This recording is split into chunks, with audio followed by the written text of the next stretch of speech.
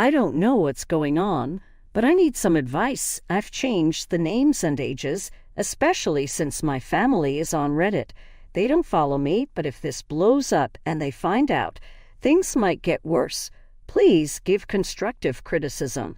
I'm already hurt and just looking for advice, so no mean comments, please. The title gives a lot away. My stepsister is dating my ex. Can you believe it? Neither can I. To make it worse, they're not just dating. They're getting married in a month. I have to pretend I'm happy and give them my blessings. I feel betrayed not just by them, but by my whole family for celebrating this. It's making me sick, especially since I'm barely over my ex. Everyone knows we were together for over 3 years, and he moved on in just 4 months. I always thought we would get married, but he broke up with me over a lie about me cheating. I didn't cheat, and I swear I didn't. I explained everything to him, but he still called me a cheater and a liar. Now he's getting married to my stepsister. Out of all the people in the world, he chose her. He knew what I went through because of her and how badly she's treated me. And still, he did this. The worst part is that they seem so in love. The cold, mean guy I knew is gone, replaced by someone new who's trying to be a better man for her. My family keeps rubbing it in my face, saying things change when the right person comes along. Every word shatters me. I have to pretend I'm happy for them, but it's not normal for my stepsister to date my ex of 3 years, knowing we were going to get married. I feel utterly betrayed. I don't think I can get through this month with all the wedding preparations. It's breaking me more and more. I just want to run away from all this chaos and start a new life without anyone disturbing me. It sounds so easy when you're heartbroken and desperate for a solution, or at least hope. I don't know why I'm going through so much, and I just want the pain to go away. I wish my dad was still alive. He would understand my heartbreak and believe I never cheated. I know my ex used that as an excuse. Even my mother thinks I'm the bad guy in all this. She never loved me, but when I needed her, she left me for her new family. My ex will paint me as the bad guy, then show up with my stepsister and marry her. This next month will be the worst of my life. I just know it. In 31 days, he and I will be done for good. He'll start a new life, and I'll try starting mine. I'm not hurt by the breakup. I'm hurt by the false accusations and now this whole situation. Any advice would help, and I'm open to trying even the silliest ideas. I'm really desperate. Sorry again for my unhealthy coping mechanisms. Sometimes you just give in, I guess. Thank you for bearing with my drunken, sad rants. It's been a week since I first posted, freshly heartbroken. It was the worst feeling ever, but I really appreciate everything you guys have said. Hearing that no one deserves me, especially my ex, made me feel better about myself and the situation. 2 days later, a friend reached out to me, and thank God she did. We've decided to run away for a month-long vacation. I paying job, so money isn't an issue. I know I need some healing and fresh air, preferably by the sea. We've decided to visit Bali for 3 weeks. We just want to go somewhere where no one knows us or can disturb us. The pain still lingers, but I know I'm taking a step toward healing. I gave notice at work that I'll be taking a 3-week vacation, and they approved it. Perks of being the #1 employee for the past 5 years. Everything is set. Regarding the wedding, I texted the family group chat that I won't be attending. Before anyone could reach out, I left the chat, put them all on silent, and warned them that any passive aggression will lead to me cutting ties. I'm so excited. This is the best place on the internet, and you all are the coolest people ever. I'll update you in a week. 7 days have gone by, and I'm already in Bali. The last update I made was from the flight. I have a lot to talk about. Bali is impeccable and so beautiful. No wonder everyone who comes here never wants to leave. I don't either. I want to stay here forever and vacation until I die. I feel like I'm getting over everything. My friend also hooked me up with online therapy, and that's been really helpful. It's making me realize things I wasn't seeing before. It wasn't my fault. Reiterating lies won't change my truth. I've grown stronger. If I can be replaced in 3 months, then I can replace someone who never cared about me. Basically, screw my ex and screw my family. I've decided to cut them off after the wedding. The best part of this whole plan is that nobody can stop me. I've become more spiritual and have been connecting with my dad's soul. I know he's guiding me, and I can feel his presence. It's just me, my father, and God against the world. Now, on to the main story. While exploring the city, I bumped into an old friend, my high school best friend and my stepsister's true, unrequited love. She pursued him for years, but he liked me, so she bullied me out of jealousy. We went for a drink, then to the beach, and shared what was happening in our lives. I ended up telling him my sad story, and he was really sympathetic. He's everything I wanted my ex to be, and I still don't know why I never gave him a chance. We talked and ended up spending the night together. It was the best night ever. I felt so connected to him. We haven't become exclusive yet, and we're definitely taking it slowly. Don't worry about my other friend being left out. Her boyfriend joined us this weekend too. Now we both have our partners with us, and it feels complete. We're returning home tomorrow, and the wedding is in 2 days. We'll arrive in 1 day, rest the next, and then show up to the wedding. Yes, I've decided to attend and show them how much I've healed. It's time for my stepsister to know how I felt.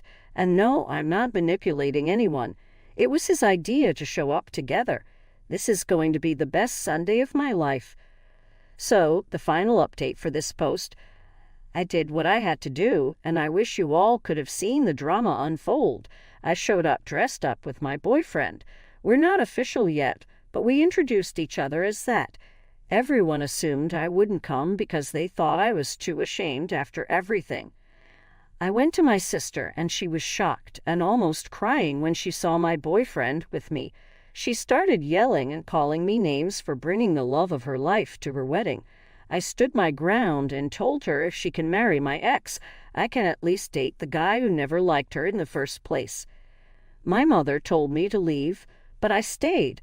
My ex saw me and was surprised. When my sister told him the whole thing, she accidentally let slip that she paid my ex's best friend to lie about me cheating.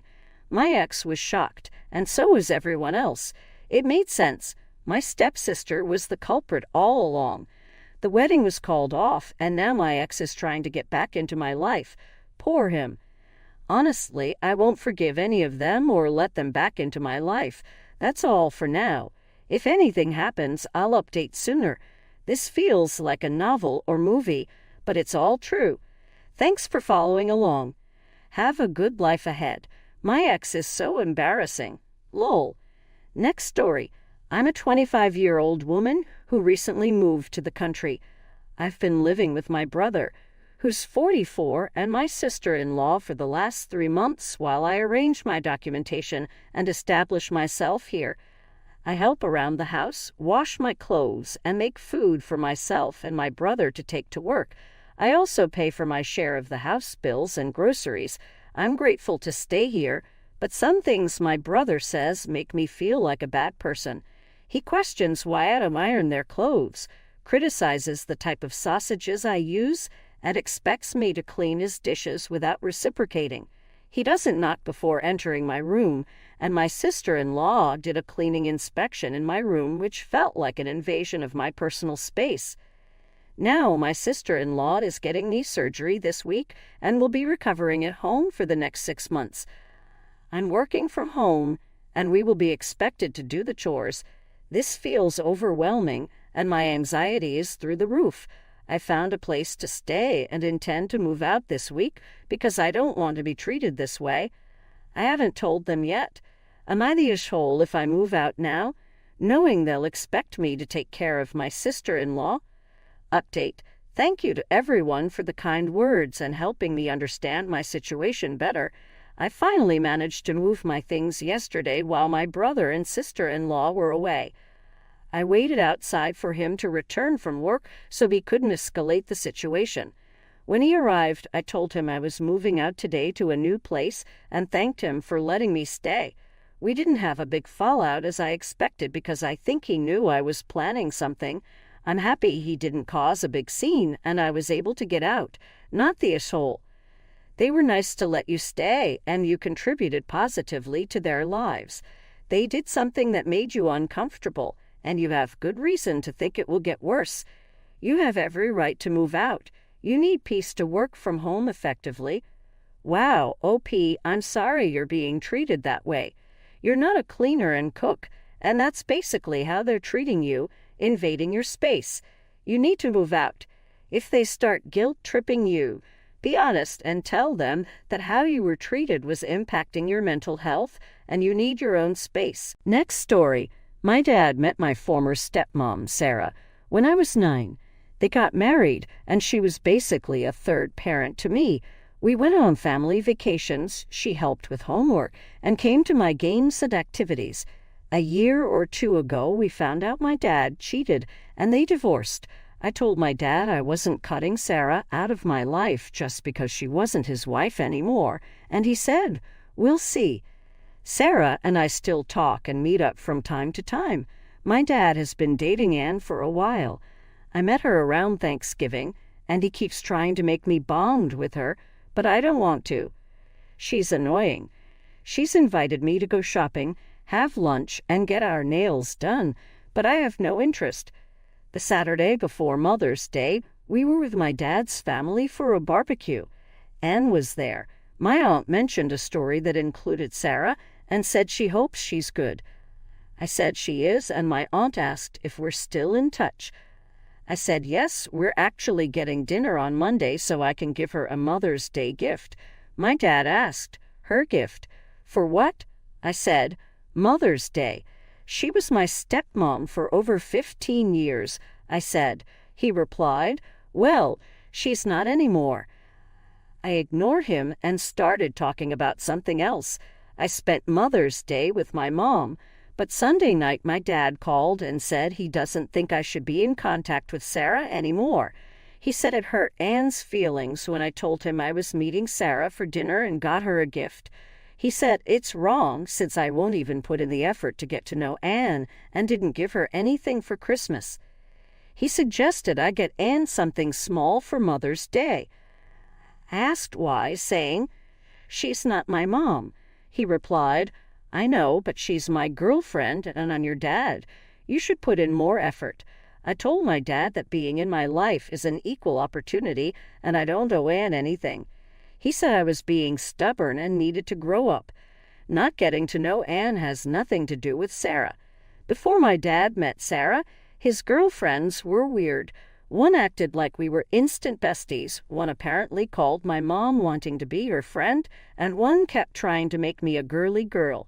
He'd stay with them a few months and then find someone new. As a kid, I got to know them all, but I don't anymore. I probably feel the same way even if he never met or married Sarah. Am I the asshole for still talking to Sarah and not getting to know Anne?